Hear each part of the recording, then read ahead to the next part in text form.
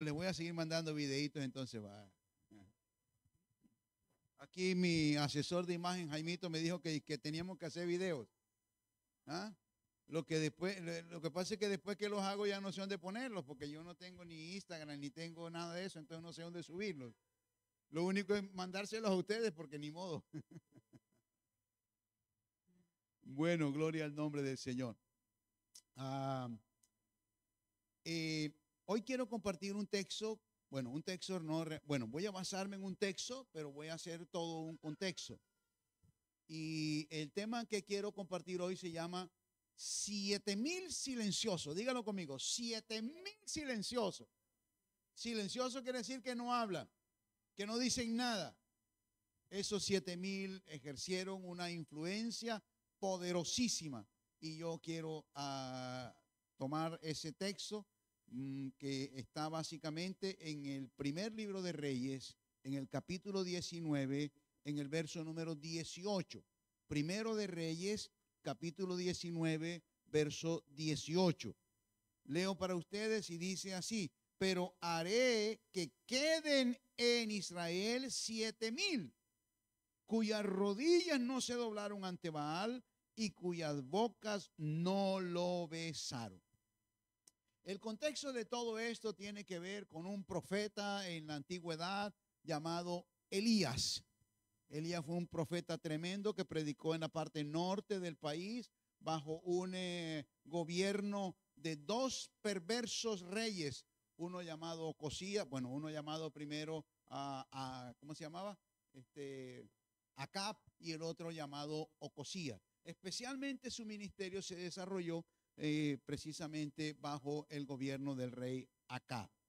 El rey Acab se había casado con una mujer tremenda, tremendamente difícil, llamada Jezabel, y habían hecho como una especie de triunvirato allí, satánico, terrible, y estaban pervirtiendo toda la nación. Realmente habían, con dinero de impuestos del gobierno, como pasa hoy día, con los impuestos nuestros, ellos estaban subsidiando y estaban alimentando y estaban manteniendo una cantidad de sacerdotes, una casta sacerdotal que estaba induciendo o que había inducido al pueblo precisamente a la adoración a Baal y a la diosa Acera.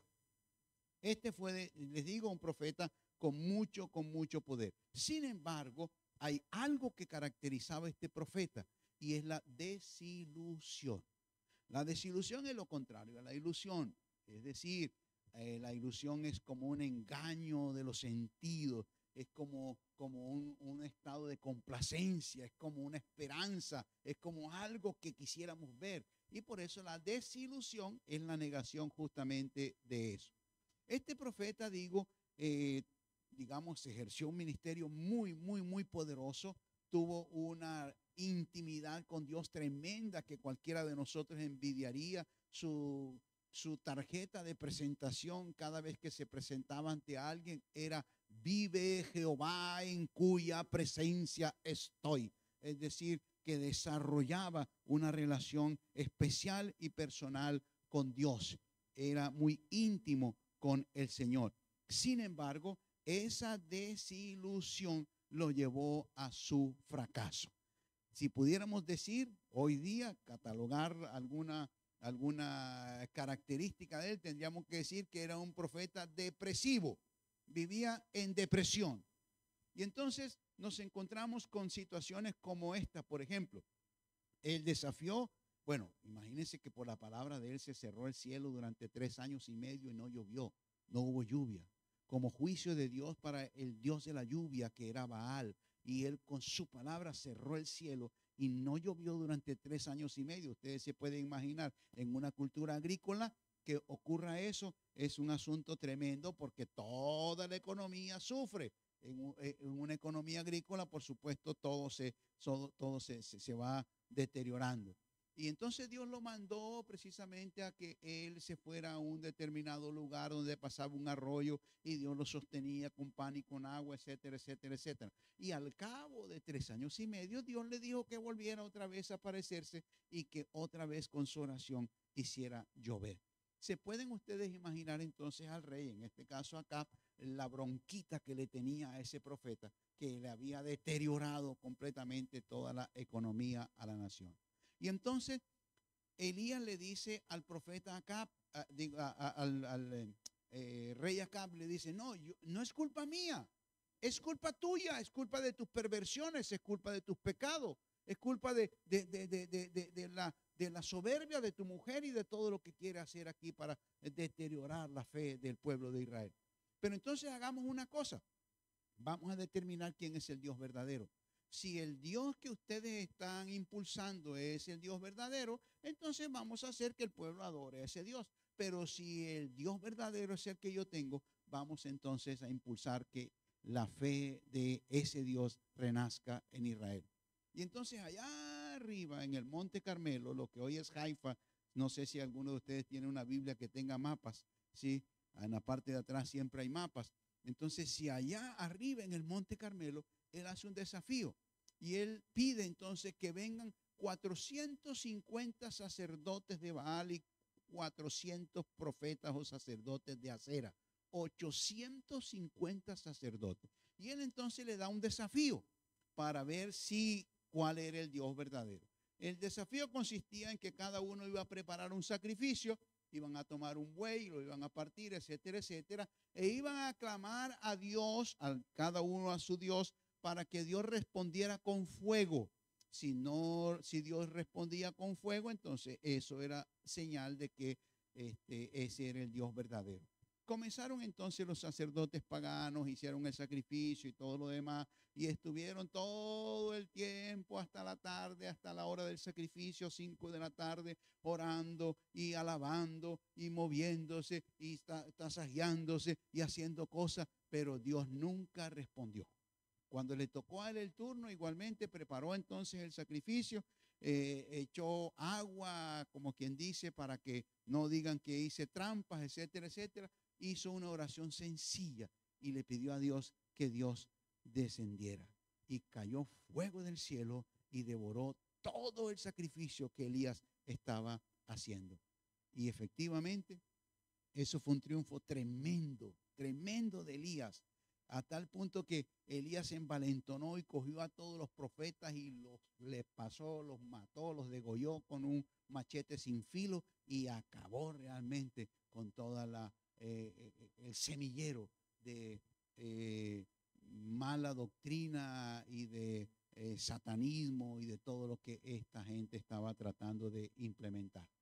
Sin embargo, la mujer del rey Acab, llamada Jezabel, le dijo, sí, cuando le echaron la noticia, le dijo, sí, esta me las paga, esta me las vas a pagar, porque así como tú le hiciste a mis profetas, yo te voy a hacer a ti también y te voy a matar. Y entonces este hombre valiente, forzado y todo lo demás, que se había enfrentado a 850 profetas falsos, le tuvo miedo a una mujer. Y entonces salió huyendo. Estoy hablando que estaba en el Monte Carmelo. No sé si pueden ubicarse en los mapas. Lo que hoy es arriba, Haifa. Y dice entonces que se vino caminando y terminó aquí abajo en el Monte Sinaí. No sé si alguien puede calcular los kilómetros, pero son alrededor de, no sé, tal vez 350, 400 kilómetros. Y llegó hasta allá. Deprimido, completamente entristecido. Dios tuvo que levantarlo 2 veces porque se había quedado dormido en el camino. Y Dios tuvo que animarlo y Dios tuvo que a través de un ángel darle comida y darle agua. Y aún así, él vino caminando y caminando durante 40 días hasta llegar a Horeb, el monte de Dios. Es el mismo monte Sinaí. Y allí se metió en una cueva, oscurecido, deprimido, angustiado. No sabía qué hacer. Y entonces Dios le habla en la cueva y Dios le hace una pregunta y le dice, ¿y tú qué haces aquí, Elías? ¿Qué tal esa pregunta? ¿Tú qué haces aquí, Elías? ¿Qué estás haciendo aquí? Y entonces Elías le dice al Señor, mira, la verdad es que yo vengo en un proceso muy difícil porque yo realmente tengo celos por ti, por el Dios de los ejércitos, Pero los hijos de Israel han dejado tu pacto, han derribado tus altares, han matado a espada a tus profetas, y solo yo he quedado. Y me buscan para quitarme la vida. Y aquí estamos entrando entonces en una cultura de muerte, porque él estaba huyendo de la muerte, de la amenaza de Jezabel, y ahora en el camino también quería morirse. Ahora bien, dice Romanos en el capítulo 11, en el verso número 4, es la única vez en la Biblia que se hace referencia a esta porción del primer libro de Reyes. Y allí se menciona otra vez el asunto. La pregunta es, ¿por qué se menciona el asunto otra vez allí? Voy a leerlo para ustedes. Dice Romanos capítulo 11, verso número 4, hablando sobre la elección. Dice, pero ¿cuál fue la divina respuesta? Me he reservado 7,000 hombres que no han doblado la rodilla delante de Baal. Así también, aún en este tiempo, ha quedado un remanente escogido por gracia. Ok. Dios le preguntó a Elías qué hacía allí. Elías le dio un argumento. Pero ese argumento que Elías le estaba dando no era un argumento real, porque Elías estaba filtrando todo a través de su propia experiencia de fracaso, de dolor, de depresión y de angustia. Y entonces Dios le revela un secreto a Elías, que es el secreto que yo quiero revelarte en esta mañana. Y es que Elías no estaba solo, que había 7,000 hombres como él, personas como él, que no habían cedido no habían cedido a su fe, que no habían abandonado al Señor y que todo lo contrario, le pertenecían a Dios, no habían doblado sus rodillas y no habían besado a Baal y a los dioses que estaban imperando en el país. Y entonces aquí voy adentrándome un poco en el tema, en el corazón de lo que quiero compartir. Y es esto: siempre nosotros vamos a tener dos puntos de vista. El punto de vista nuestro, que es limitado, finito, condicionado por tiempo, por espacio, por emociones, por sentimientos, como es el caso de Elías, y el punto de vista de Dios. La perspectiva de Elías era de absoluto fracaso. No había nada que hacer, estaba entristecido, estaba endeudado, estaba complicado. Mira, Israel estaba que ya no había más nada que hacer. ¿Sí? Los hijos de Israel habían dejado su pacto, habían derribado los altares del Señor y habían matado a espada a todos los profetas. Y solo él había quedado y le buscaban para quitarle la vida. Es una perspectiva de dolor, de fracaso, de angustia, de desilusión, de depresión. Estaba viendo todo oscuro. Y no sé si de pronto aquí en medio de nosotros haya alguien hoy que esté viendo el futuro de manera oscura. No sé si hay alguien como Elías que esté viendo la situación difícil y esté diciendo, uy, pero es que la economía está terrible, pero es que ya no hay empleo, pero es que la salud está, qué sé yo, desbordada, pero es que ya no hay medicamentos, pero es que ahora hasta los pensionados se afectaron, es que la justicia está en proceso de revisión, tantas cosas. Están viendo el futuro completamente oscuro. Pero hay un Dios en medio de nosotros que le dio a Elías un mensaje y le dijo, frescolízate, tranquilízate, porque no estás solo. Hay 7,000 hombres que me pertenecen, que no han doblado sus rodillas, que no han besado a Baal y que están dispuestos a seguir o a continuar reservando, preservando y guardando la fe de los padres. Hay un método de parte de Dios para alentar, porque Dios alentó a Elías, Dios ministró a Elías en el corazón, Dios ministró en la depresión de Elías y Dios tiene un método para alentar. Y en este caso, el método que Dios usó para alentar a Elías fue dejar que hablaran los silenciosos, aquellos que nadie conocía, aquellos que eran anónimos, aquellos que no aparecen en ningún otro lugar, pero había 7,000 de ellos. Hermanos amados, no estamos solos frente a las adversidades de la vida. Dios está con nosotros y Dios envía un ejército de personas, de ángeles, de amigos, de parientes, de vecinos, de familiares, de compañeros de la iglesia que también nos acompañan en nuestras horas de dolor y de silencio. ¿Qué implica que hubiese 7,000 hombres silenciosos? Implica por lo menos 3 cosas. Lo primero que implica es que estaban ejerciendo una influencia sobre Elías. Elías era en este caso el que estaba desalentado, derrotado, desilusionado.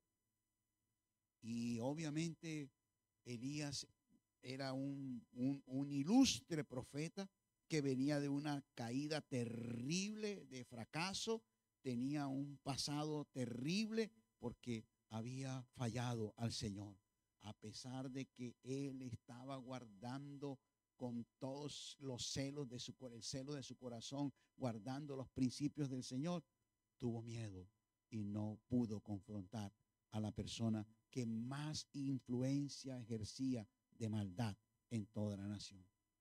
Eso también indica que los profetas son personas. Eso también indica que nosotros somos personas. Eso también indica que tú eres persona. Eso también indica que vas a pasar por crisis. Eso quiere decir que en medio de situaciones problemáticas o en situaciones de crisis, tú puedes acudir al Señor. Tú puedes esperar que Dios intervenga en tu vida. Este modelo de Elías es ciertamente vergonzoso porque nos da un modelaje distinto y es un hombre que está arriba en la cúspide, cómo cae. Pero ese modelaje vergonzoso nos sirve a nosotros para comprender que aún en medio de la adversidad, aún en medio de los problemas, aún en medio de las dificultades, Dios está con nosotros. Lo primero que Dios quiso fue ejercer una influencia sobre Elías, sobre el corazón de Elías. Pero también Dios quiso una segunda cosa, y es ejercer una influencia en contra del mal. Cuando digo en contra del mal, me refiero a lo que Jezabel y Acab estaban implementando en la nación, a lo que ellos estaban trayendo a la nación. Estaban trayendo una religión pagana, estaban trayendo una religión satánica, estaban trayendo una religión totalmente contraria a la obediencia al Señor en la Escritura. Y entonces Dios usa a estos 7,000 también para ejercer una influencia en contra del mal. Fíjense que no hubo un movimiento agresivo, no hubo ninguna manifestación, no hubo ninguna convocatoria. Esos 7,000 no se reunieron en ninguna parte, pero sin embargo, allí estaban. Tal vez nadie los conocía, pero Dios sí los conocía. Y fíjense ustedes que se dieron a conocer no por lo que hicieron, sino por lo que no hicieron. Porque dice allí, sus rodillas no se doblaron y cuyas bocas no lo besaron. Es decir, fue a través de sus acciones, a través de sus conductas, a través de sus comportamientos, como se dieron a conocer estas personas. Este es un llamado a cada uno de nosotros. Es un llamado a la acción. Es un llamado a la actividad. Es un llamado al no hacer. No importa que nadie te esté dando el reconocimiento. No importa que no salgas en ninguna revista. No importa que nadie reconozca lo que tú haces. Pero créeme, Dios está viéndote y tú eres parte del plan de Dios. Como el versículo que leíamos al principio, eres sal, eres luz, eres levadura. Dios tiene un propósito con nosotros. Por esa razón, nosotros debemos evangelizar y discipular, como dijo Jesús, a todas las naciones, para que nuestra influencia en contra del mal, en contra de el príncipe de las tinieblas que está tomando control de nuestra nación, se detenga, se aplaque en el nombre de Jesús. Pero hay una tercera influencia, y fue una influencia para la nación. No solamente fue una influencia para Elías, no solamente fue una influencia en contra del mal, sino fue una influencia en toda la nación. ¿Qué unía a estos 7,000? ¿Qué les hacía? ¿Cuál era el factor común entre ellos? Era simplemente su fe. Era simplemente su fe. Claro que había Dios estaba como queriendo sembrar una semilla en el corazón de Elías para decir que vendría un tiempo de avivamiento, que vendría un tiempo de crecimiento, que vendría un tiempo donde esos 7,000 le ayudarían a la multiplicación. Dios estaba tratando de decirle a Elías que la nación ahora estaba no bajo la responsabilidad de él. Obviamente le dio una nueva comisión, ustedes recuerdan que lo mandó a que ungiera al rey Hazael en Siria, a que ungiera al rey Jehú en Judá, y a que tomara un segundo, digamos, un discípulo que fue Eliseo. Pero más allá de todo eso, Dios estaba queriendo que él entendiera que él tenía un plan, que él tenía un propósito y que ese propósito estaría afectando a toda la nación. ¿Cómo se aplica esto a nosotros, hermanos? Se aplica en el hecho de que somos parte de un colectivo mayor que nos envuelve. Se aplica en el sentido de que a veces no conocemos quién otro está en la dimensión nuestra, pero allí está porque es parte del plan de Dios para nuestra vida, es parte del plan de Dios para la ciudad, es parte del plan de Dios para la nación. Dice San Pablo allá en 1 Corintios que nosotros somos un cuerpo y que Cristo es la cabeza de ese cuerpo. Aunque seamos diferentes órganos, diferentes miembros, somos los unos de los otros, estamos unidos, somos miembros los unos de los otros. Pero Cristo es la cabeza de ese cuerpo y debemos edificarnos entonces unos a otros como le pertenecemos a Cristo, que es la cabeza de ese cuerpo. Reflexionemos. Dios nos puede encontrar donde nosotros nos encontremos. A Elías lo encontró en una cueva, deteriorado, empequeñecido, adolorido, deprimido, sin futuro. Él pensaba que hasta allí había llegado su ministerio. 7 milagros poderosísimos había hecho Elías, incluido una resurrección. Incluido una resurrección. A propósito, a veces pensamos que hay muchas resurrecciones en la Biblia. En el Antiguo Testamento solo hay 2. Una de ellas la hizo Elías. Es decir, había sido un hombre poderoso, pero ahora estaba empequeñecido. Y allí, en ese lugar, es donde Dios lo encuentra y le dice: ¿qué haces aquí, Elías? Dime tus argumentos, dame tus razones. Ven, conversemos. Quiero hablar contigo, quiero que establezcamos algo distinto, ven. Y por eso, cuando le hace esa pregunta que Elías se vuelve tan quejumbroso, le dice Dios: sal de la cueva. Y Dios comienza una manifestación poderosa para Elías. Observen, no hay más testigos, es solo Dios y Elías. Y pasa un viento fuerte, que destroza las peñas y todo. Y dice, y Dios no estaba allí. Una segunda manifestación dice que viene un terremoto y tembló la montaña y el sonido y el ruido y todo. Pero Dios no estaba allí. Luego vino un fuego que consumía todo.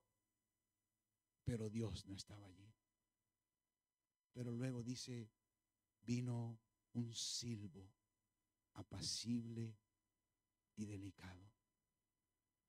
Y Elías entendió que Dios estaba allí y se postró sobre su rostro. ¿Cómo te habla Dios a ti? A Elías le habló y le preguntó: ¿qué haces aquí? Lo encontró en ese lugar, pero le mostró cómo era su voz. Le mostró que lo importante no era el triunfo que acababa de hacer degollando a los profetas falsos. Le demostró que el asunto no era el fuego que había enviado en respaldo a su oración. Que más allá de todo eso, lo importante era la comunión dulce que podía tener con él, como un silbo apacible y delicado. ¿Dónde estás tú? ¿Dónde te encuentra Dios hoy?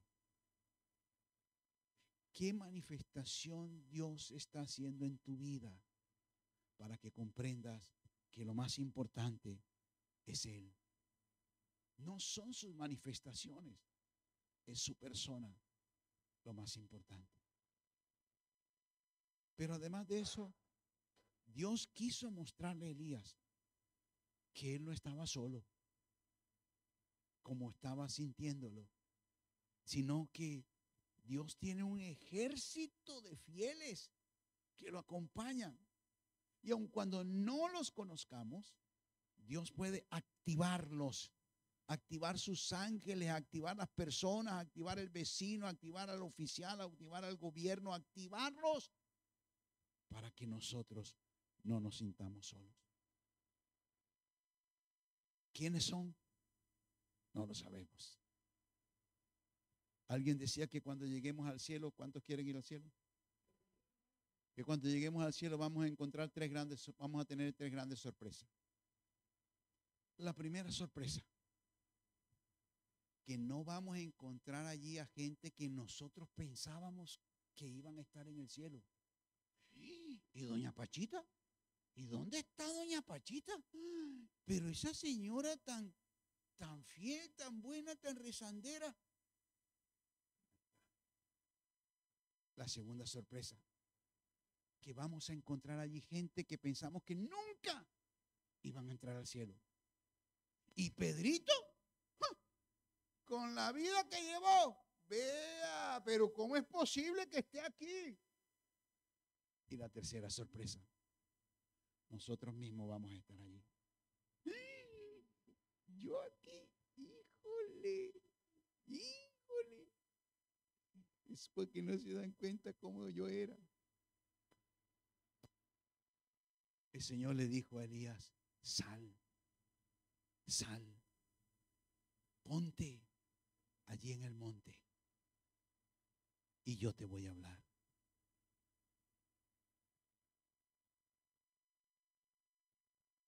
¿Cómo podemos aplicar esto a nuestra vida diaria?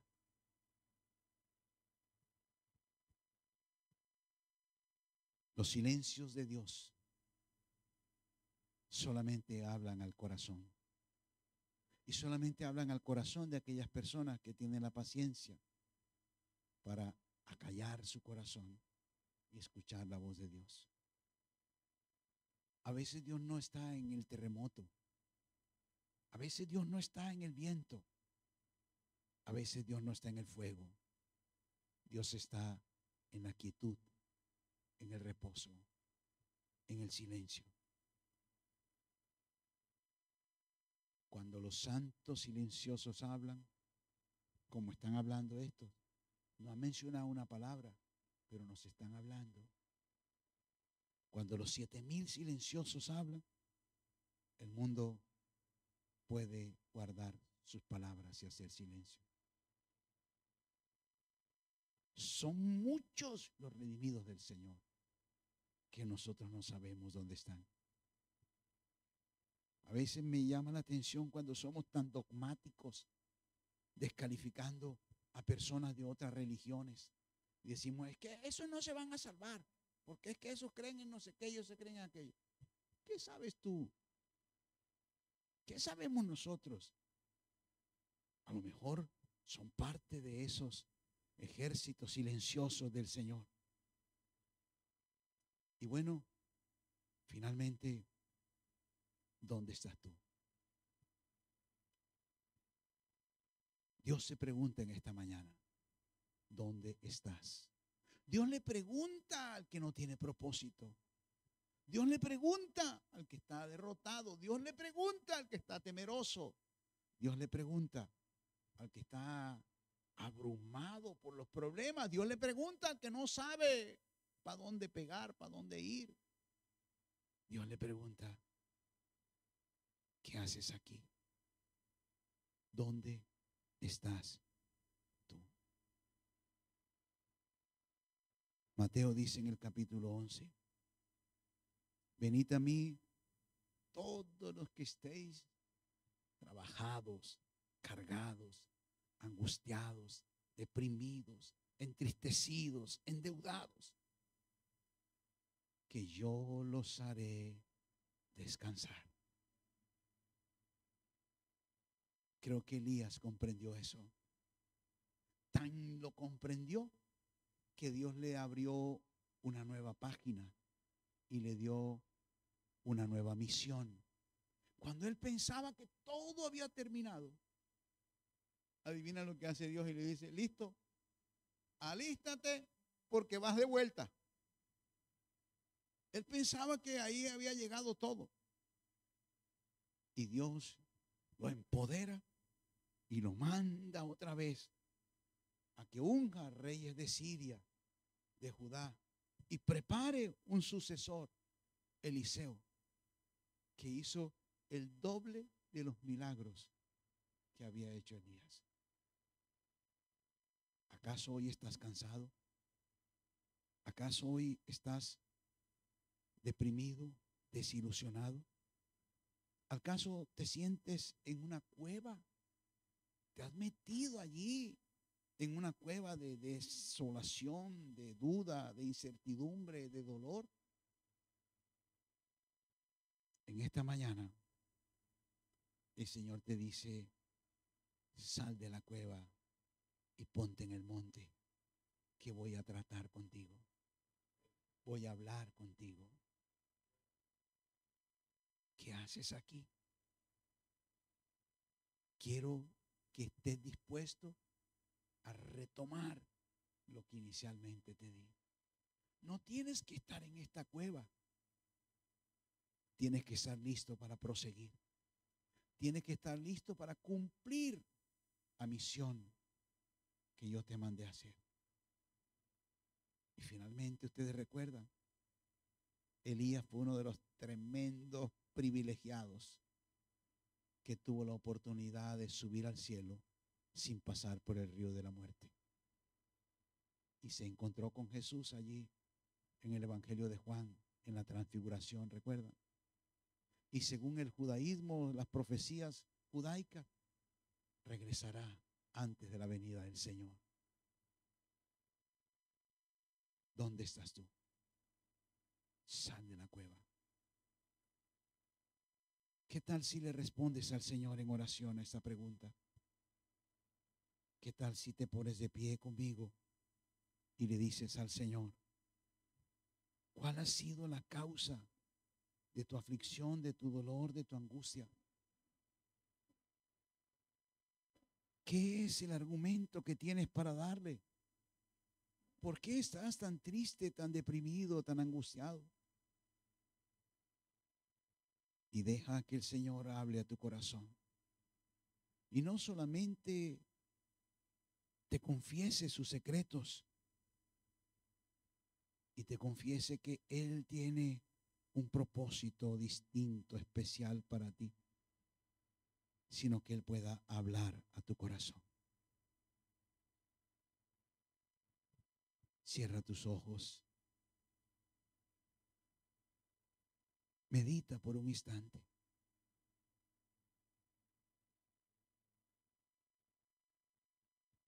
Deja que Dios hable a tu corazón. Deja que el Espíritu de Dios ministre a tu espíritu. Deja que el Espíritu de Dios te muestre la nueva perspectiva que Dios tiene de ti y de tus cosas.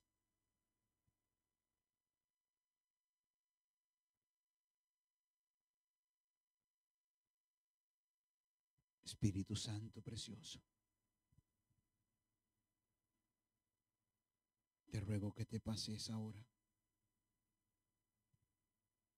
que toques cada mente y cada corazón. Tú sabes, tú nos conoces, tú sabes quiénes de los que estamos aquí estamos desanimados, angustiados, adoloridos. Tú sabes para quienes el futuro es negro. Estamos desilusionados de la economía, del gobierno, de la política, de la religión. Te ruego, Espíritu Santo, ven a cada corazón. Ministra, Señor. Ministra con el silbo apacible de tu presencia.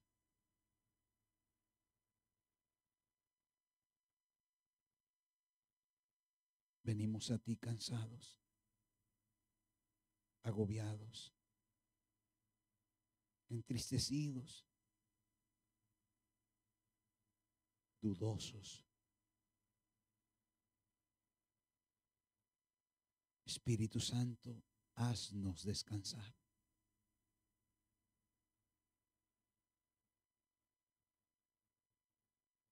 Jesús, recíbenos en tus brazos.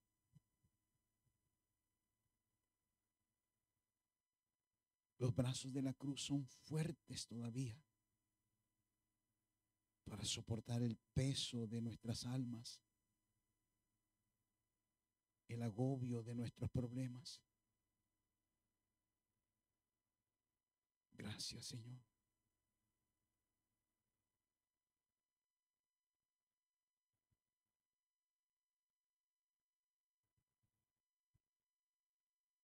Y yo oro, Señor, en el nombre de Jesús, por cada persona que está en este lugar. Oro por cada familia que ellos representan. Y oro para que tu Santo Espíritu traiga para cada uno de ellos ánimo, consuelo, fuerza, vigor, creatividad, diligencia, trabajo. Gracias por ellos. Gracias.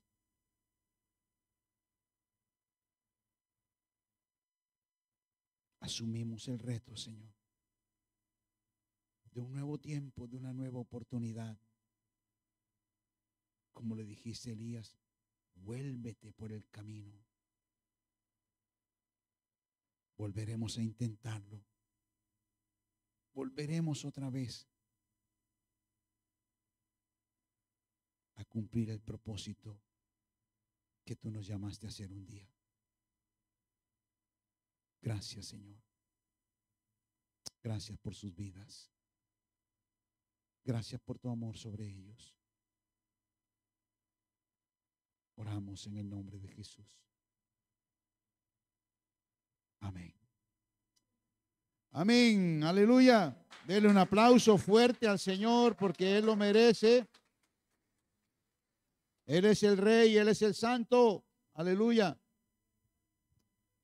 No se vaya a ir sin saludar a alguien, sin tomarse un tintico, sin conversar con alguno.